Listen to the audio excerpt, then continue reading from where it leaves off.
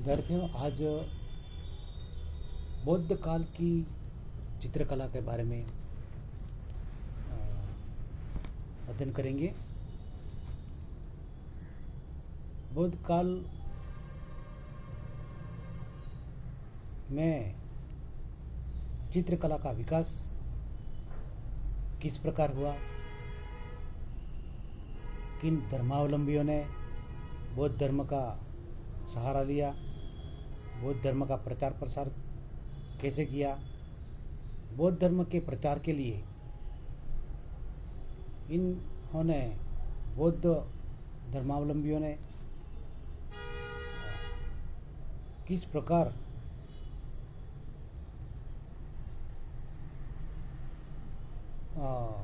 कलाकारों का सहयोग लिया और चित्रकारों का सहयोग लेकर के धर्म का प्रचार प्रसार किस तरह किया, कब से ये धर्म आंदोलन शुरू हुआ, किन शासकों ने इसे श्रेय दिया, किन शासकों ने इस धर्म को स्वीकृति प्रदान की और अपने शासनकाल में इस तरह के आंदोलन को उत्तरोत्तर आगे बढ़ाया और एक इतिहास बन गया। बौद्ध काल की चित्रकला में यह सफ़र 50 ईस्वी पूर्व से 650 ईस्वी पूर्व तक चलता है और मौर्य साम्राज्य के अंत और उसके पश्चात कुषाण राज्य के पतन का लाभ गुप्त साम्राज्य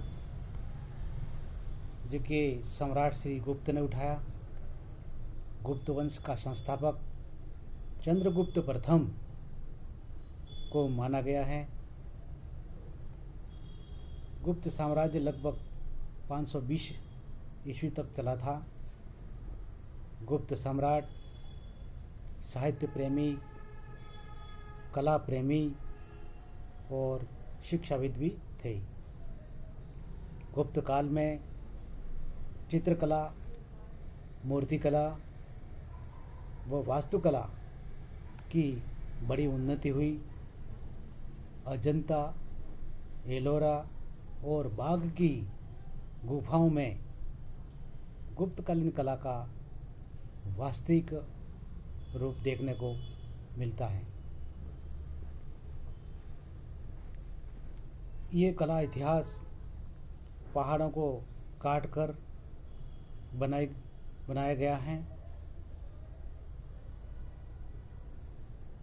इनमें गुफाएं बनाई गई हैं बड़ी बड़ी, और इन गुफाओं की दीवारों पर भगवान बुद्ध के जीवन की घटनाओं के चित्र उकेरे गए हैं। इन चित्रों के साथ में बहुत सारी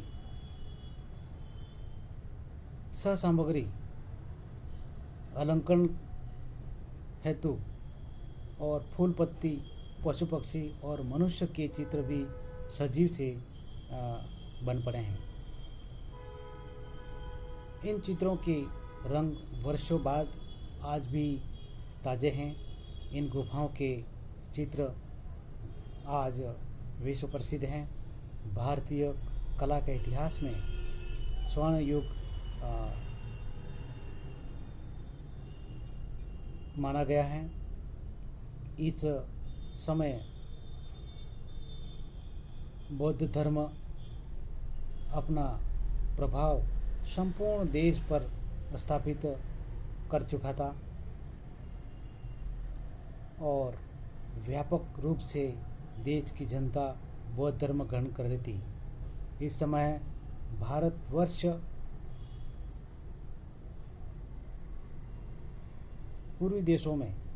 भारतवर्ष के पूर्वी देशों में अग्रगण्य और समृद्धशाली देश था और उसके ज्ञान तथा विज्ञान की ज्योति संपूर्ण एशिया को प्रकाशित कर रही थी। भगवान बुद्ध के उपदेश समस्त पूर्वी देशों में अपनाए जाते रहे थे। बौद्ध धर्म की सहिष्णुता और उदारता के कारण भारत को ख्याति प्राप्त हो रही थी। भारतवर्ष का यह स्वर्ण युग था। बौद्ध धर्म का पूर्व देशों जैसे श्रीलंका, जावा, ब्रह्मा, नेपाल, खोतन, तिब्बत, जापान और चीन की कला पर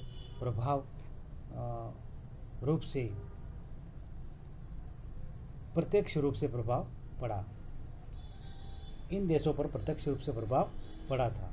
तारानाथ, जो 16वीं शताब्दी का तिब्बती इतिहासकार था, ने यह उल्लेख दिया है कि जहाँ जहाँ बौद्ध धर्म फैला वहाँ वहाँ दक्ष चित्रकार पाए गए। आरंभिक समय में बौद्ध धर्म की हीनयान शाखा बलवती थी। हीनयान का मतलब है संकरापथ या प्राचीन थेरवादी धर्म पथ था। इस धर्म के अंतर्गत लगभग 200 ईस्वी पूर्व तक बुद्ध की मूर्तियों का निर्माण नहीं किया गया। धर्म प्रचार अथवा पूजा अर्चना के लिए उनके प्रतीक रूप से छत्र, मुकुट, पगड़ी, चरण पादुका, बौद्ध धर्म का धर्मचक्र था, सिंहासन आदि के अंकन की प्रथा चली थी। इसके पश्चात कुषाण राज्य में कनिष्क के साम्राज्य से महायान विस्तीर्ण पंथ या विकासवादी पंथ शाखा बौद्ध धर्म का प्रादुर्भाव हुआ।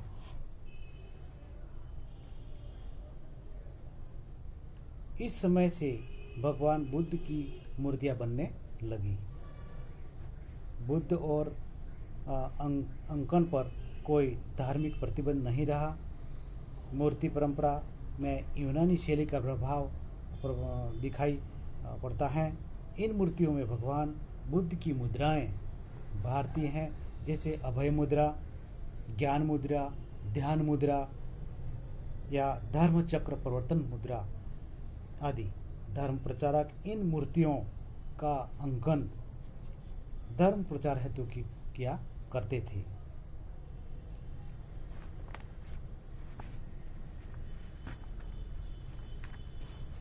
बौद्ध धर्म का प्रचार।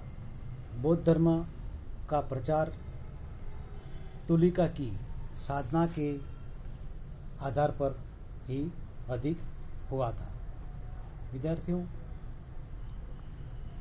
बौद्ध धर्म